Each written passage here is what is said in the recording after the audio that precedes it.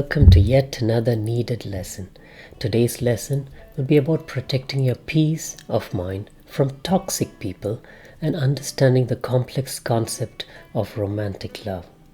Let's look at the learning objectives for today. 1. How to deal with the unavoidable toxic people who you will come across in your life path. 2. Understanding the concept of romantic love in depth and how to halt compromising with all other love counterfeits.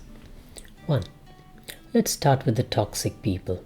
It's inevitable that you will come across poisonous people during your life, whether it's a toxic friend, family member, co-worker, or even a complete stranger. These people can bring negativity and drama into your life. People with a short temper, anger issues, control freaks, or emotional manipulators. During the course of our lives, we make our first unfortunate acquaintance with a person like this. Usually, it happens during our childhood playtime, or knowing that a certain family member is best avoided. In our youth, at school or college, we come across the teacher with an explosive rage which they enjoy flaunting because they can, for that missed homework or perceived lack of respect towards them. In adult life, at work, we may have the unfortunate experience of being under a boss who loves to play dirty politics. We then may have that partner who appears discontent with everything you do, manipulates the circumstances, and perhaps plays the victim when called out. So how do you deal with them? The first step is to identify the poisonous people in your life. They could be the ones who are always complaining, starting arguments, spreading gossip, or they may be the ones trying to control or manipulate you.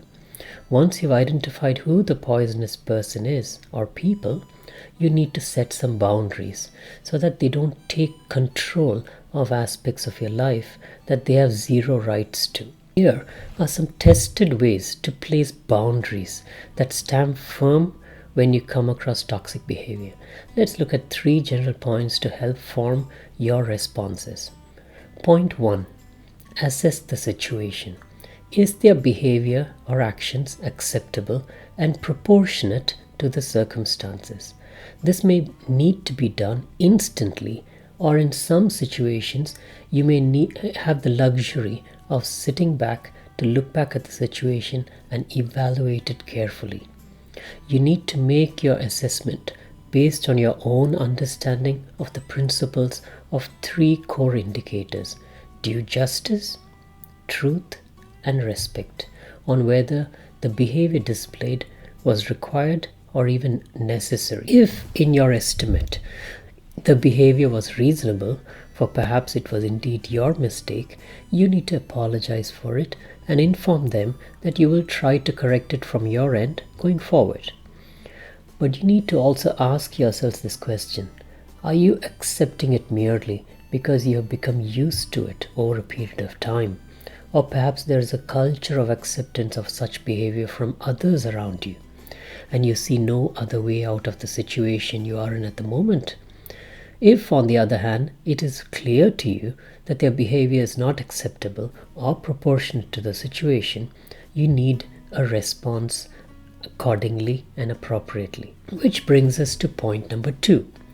Be calm and firm in putting your position on it. 3 things important at this stage are voice, facts, and a reasonable response. Voice. You need to keep your voice firm, yet calm and balanced throughout. There is nothing more frustrating to a person trying to trigger you than finding that their ploy doesn't work anymore on you. Facts. State the facts of what happened in an almost detached manner. Try not to bring emotions into it, for they will probably be invalidated by them anyway. Reasonable response. We need to tell them, instead of their toxic behavior, which you find completely unacceptable, what would be a reasonable response and how that would look like, and that you will not accept such behavior. With this statement, you are starting to take control of the situation and, in a way, starting to put them back in their place. For most of the time, Toxic people get away with ridiculous drama and behavior simply because people don't bother or are too scared to show them that they are breaching the boundaries of their remit or authority. Sometimes it may help for us to take ourselves out of the situation, to re-evaluate the situation and come to a view on what a reasonable response would have looked like and how far away from their response was that. This may take a day or two for you to come to a kind of an assessment for, but it is important not to leave it for too long, as we may lose the momentum of a timely response by letting the situation pass us by. That brings us to point number 3. Do not become an enabler. Do you need this in your life? You cannot and should not accept toxic behavior as you involuntarily become the enabler in that case, and it will end up taking up precious space and time from your peace and life purposes. Once the dust settles on the incident, you have another important question to answer for yourself. But firstly, we need to understand that you are not required to fix the toxic issues of an adult person and take it upon yourself to organize for their change or therapy, even in the case of a partner or family member. Your responsibility, however, is to protect your sanity and passion for life. Can you afford to continue in your investment of your precious time and peace of mind with this toxic person in the long term? For life, my dear friend, is fleeting like the wind, and it becomes a pointless exercise when you waste most of its brief moments in anxiety and preparation for more predictable but avoidable chaos. Now, let's talk about understanding the concept of true romantic love in depth and how to halt compromising with all other love counterfeits. The topic of romantic love may seem unusual for you in a program on life clarity and purpose, but the reality is that the way you understand this concept of romantic love can impact the way you spend your entire adult life. So it's imperative that you reflect upon how you understand this and make any corrections required at this point of your life as required. The more current and Western traditional meaning of courting as a lover, or the general idea of romantic love, is believed to have originated only in the late 19th and early 20th centuries. This was possibly from French culture, from the momentum received from Romanticism, which was a literary movement spanning roughly 1790 to 1850. Romanticism was characterized by a movement towards nature and the common man's individual experience, an idealization of women, and creating a fashion statement out of isolation and melancholy. In essence, Romanticism is a philosophy to follow your heart wherever it leads you, with the goal of attaining happiness and fulfillment. Properties of romantic love sold by the Western culture through books, art, and movies have the following core properties in general. 1. It is predestined. We are meant to find our one soulmate, our twin flame. It cannot be easily controlled when it happens. We fall in love. We cannot help it when it does happen. It is the highest form of self-fulfillment we can hope for, that it completes us, that it demands feeling over reason, that it requires impulse over practical considerations. Modern theories propose that romantic love is a complex emotion that can be divided into either passionate or companionate forms. Passionate love is an arousal-driven emotion that often gives people extreme feelings of happiness and can also give people feelings of anguish. This stage of passionate love, as shown in the movies, is said to be similar to being on cocaine, since during that stage, the brain releases the same neurotransmitter, dopamine, as when cocaine is used. However, this stage has a transition date and is estimated to last with intensity only for about 12 to 18 months. This is to be ideally replaced with companionate love, where the couple may start to feel really comfortable with each other to the point that they see each other as more companions or protectors and thus get security from it. To understand what true romantic love is, we need to understand firstly what it is not. Myth number 1. One soulmate.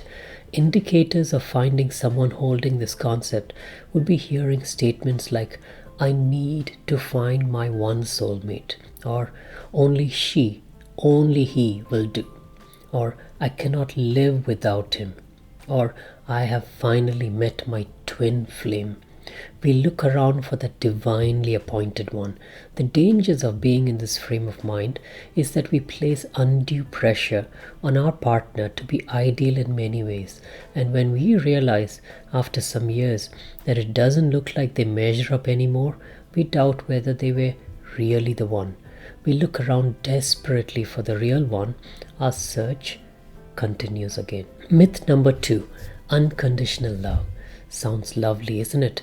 For in essence, something as pure as true love should be unconditional, should it not? Well, not really. Unconditional love is merely another way of saying that the romantic relationship has zero boundaries or terms of agreements to be breached.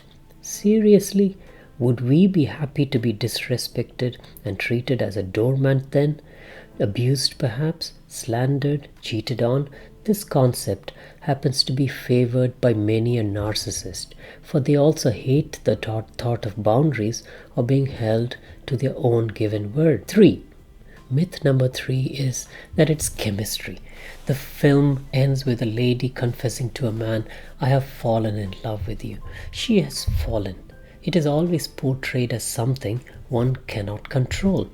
When we experience intensive, passionate love, we expect to feel a mixture of heightened energy, sleeplessness, loss of appetite, euphoria, mood swings, a pounding heart, emotional dependence, obsessive thinking about the beloved, and physical possessiveness. Longitudinal studies have found that passionate love regularly declines after an initial relationship period of 1 to 3 years. If we base true love upon these intense but temporary feelings, we will soon find that the foundations are flimsy and that the building you have built upon it may need demolition. Myth number 4. You complete me.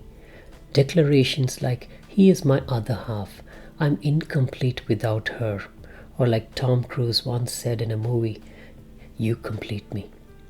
You can tend to melt into another of the romantic heavens, but the thoughts behind these statements is not merely deeply flawed, but it's dangerous.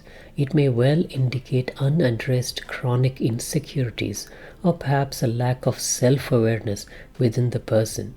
For nobody has either the responsibility or capacity to complete us. It is our responsibility to own our thoughts, our choices, and improve our self-awareness and self-esteem. Codependency is not all it's glamorized to be. Through romanticism, it has a habit of turning very toxic in the end. Myth number 5, that love is a permanent loneliness terminator. This expectation is built on the premise that we possess our partner and in a way have an expectation that their company by default will be beside us at all times to prevent us from being lonely. This myth tends to be vaporized sooner than others, for very soon into a relationship we realize that we can be physically right beside another and still be very lonely. The danger here is that when we are restless and uncomfortable in our own presence, we can end up transferring this unresolved demand onto our partner to fix our insecurities, discontentment, and restlessness. We discover that they cannot fix our loneliness, and we end up feeling disillusioned, alone, and come to the sober realization that the only thing we actually possess is our own company and nothing else. Now, we move on to what healthy romantic love really is. Reality number one, it's a willful, informed decision to commit. As we pass more decades upon this soil, we come to the understanding that rather than one divinely appointed soulmate, we are probably romantically compatible with many people, considering the 7.9 billion people who share this planet with us. So the issue then moves from a passing feeling to a willful and considered choice to commit to a person. It's not finding the one, it's about committing to one and saying, yeah, probably I could have another, but I choose you. It's about honoring our given word. So while our feelings of passion may fade over time, our decision would remain the same. Reality number two, it's protected by being conditional. Healthy love has clear boundaries. However, it is important to differentiate healthy boundaries from merely trying to control our partners. The purpose of these conditions is that we don't take the partnership agreement for granted and to be clear about the exit clauses. For the choice made by two people to commit to each other can be seen as a social contract with agreed terms of what trust, respect, loyalty, and intimacy means to each other. When breached blatantly by one, the contract becomes void, and we need to re-evaluate whether we can continue staying in a building without any walls. Reality number three, it's fueled by trust. Paranoia and love cannot coexist. We cannot afford to be constantly on the lookout for signs of betrayal. If we need a PIN code on our phone to protect it from the wary eyes of our own partner, it's a clear indicator that distrust thrives there, and this can only lead to restlessness and anxiety.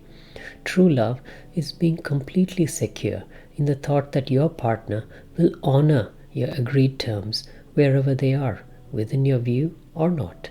True love thus becomes a peaceful state because we can afford to rest in this deserved and proven trust. Reality number four, it's alive through passion and intimacy. Without these, a romantic relationship will be like stale bread. With the changing demands of careers, children, possibly house relocations, and tragedies, relationships tend to fizzle out when one or both partners don't purposely invest themselves in new and exciting activities to keep the relationship alive.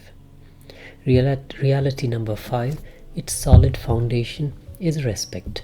Have you ever seen a couple in love who don't respect each other? No, because they don't exist. Respect is the cornerstone of a loving relationship. For what we really want is for a partner to still value and respect us when they see us at our worst, weakest, and most vulnerable points. To respect our words of commitment through a partner's disappointments, fading beauty, and intellect would be the ultimate portrayal of true love. So here are the indicators of a healthy love relationship. 1. You feel safe and secure with your partner, and you don't feel the need to tiptoe around them in the fear that something may upset their mood. 2. You feel free to be yourself, your true, authentic self. 3. You can express your thoughts and feelings openly and honestly without expecting a judgmental and critical response from them. 4. You feel comfortable being vulnerable with your partner. You know your secret shared with them will always stay with them. You know from history that your trust was never violated by them. 5. You have a deep and abiding respect for your partner, and they reciprocate this respect by being respectful of you. You are able to compromise and work together for the good of the relationship without it always being at your expense and sacrifice unevenly. If you can say yes to all of these things, then you are probably in a genuinely healthy love relationship. If not, then you may need to consider whether or not you are compromising by staying in that relationship. Are you compromising on your values? Are you compromising on your dreams? Are you compromising on your sense of self and losing your identity in the process of keeping that relationship? Remember, true love is based on mutual respect and understanding. If you find yourself in a relationship where you're clearly not respected, it may be time to move on. Don't settle for anything less, because life is too short. Let's wrap things up by ending with a logical retreat descriptor of true love from what we have discussed. True romantic love is not merely a feeling, nor is it unconditional to be blatantly exploited, a prescription by the stars, or even a predestined divine event where one meets a long-appointed soulmate, and it was never intended to eliminate our loneliness forever. It is, however, a willful and absolute commitment to the spoken word given to a chosen, compatible other, to prevail through disappointments, boredom, tragedies, discontentment, illness, fading beauty, and intellect. In its healthiest form, it is but a conditional love founded on respect, powered by trust and loyalty, and kept flourishing through passion and intimacy.